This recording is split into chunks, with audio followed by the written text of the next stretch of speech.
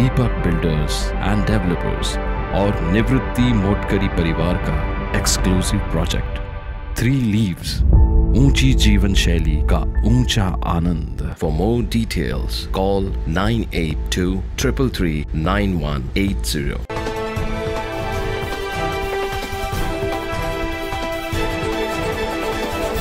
विधान परिषदेच्या कोकण पदवीधर मतदारसंघात मनसेने अभिजित पानसे यांना उमेदवारी जाहीर केली आहे। या मतदारसंघात विद्यमान आमदार निरंजन डावखरे यांचे नाव भाजपकडून चर्चेत असताना पानसेंना उमेदवारी जाहीर झाल्याने पानसे हे मनसेचे की महायुतीचे उमेदवार असा पेच निर्माण झालाय। मनसे अध्यक्ष राज ठाकरे यांनी लोकसभेसाठी महायुतीला बिनशर्त पाठिंबा दिल्याने भाजपने ही तडजोड केल्याची चर्चा आहे।